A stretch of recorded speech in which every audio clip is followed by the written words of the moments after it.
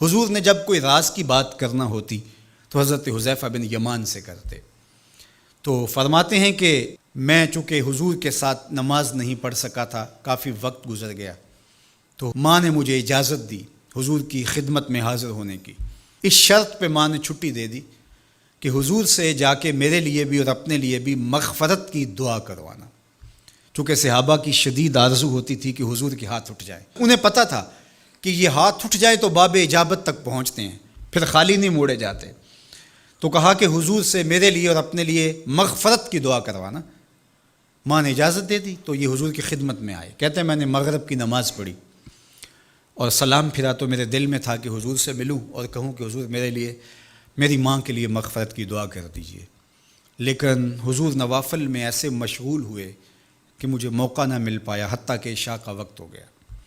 عشاء کی اذان پکاری جانے لگی، حضور نے نماز عشاء پڑھائی، سلام پھرا تو میرے دل میں تھا کہ ماں نے جاتے ہی پوچھنا ہے کہ دعا کروائی تھی تو کیا جواب دوں گا۔ مغرب کی نماز کی چھٹی ملی، عشاء بھی ہو گئی اور میں عرض نہیں کر سکا۔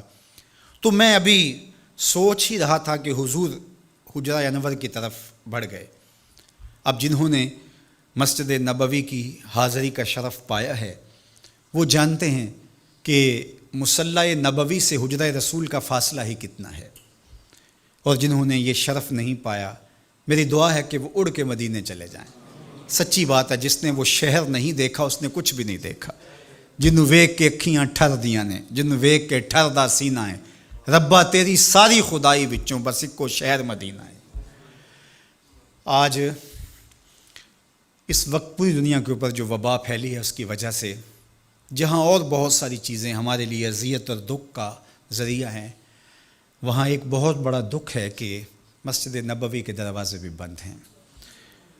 تو یہ دن تھے کہ حرم کی رونقیں دیکھنے والی ہوتی، مواج انور کے سامنے درودوں کی بہار ہوتی، مدینے میں بیٹھ کے حضور کے روضے کے سامنے حضور علیہ الصلاۃ والسلام کے شہر کی پکی ہوئی کھجوروں سے افطاری کرنے کا اپنا ہی لطف ہوتا۔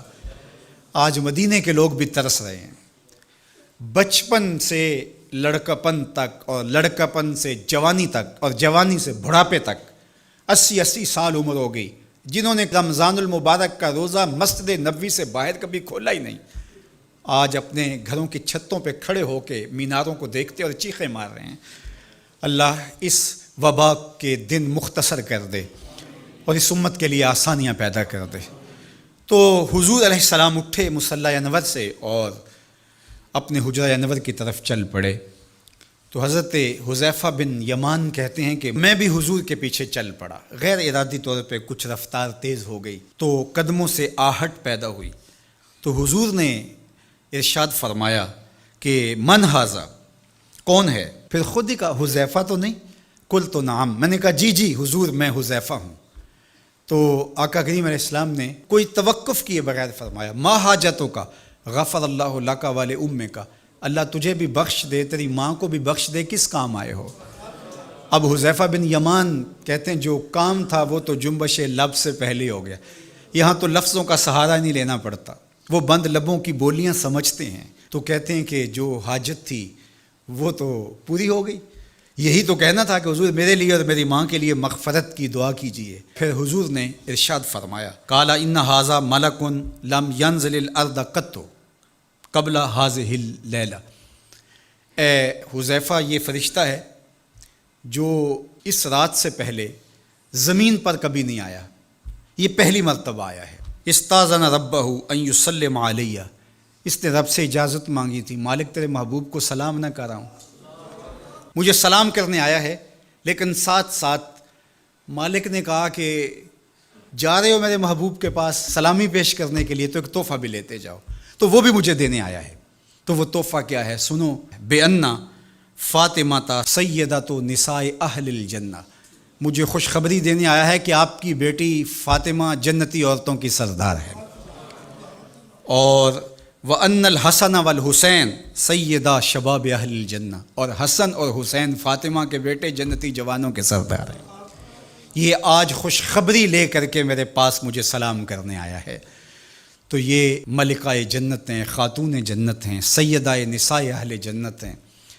کہتے ہیں کہ جب حضور علیہ الصلاۃ والسلام کو سیدہ فاطمہ الزہرا رضی اللہ تعالی عنہا کوئی بات کرتی تھیں تو حضور ان کی بات کو نہیں ٹالتے تھے، ان کی بات مان لیتے تھے۔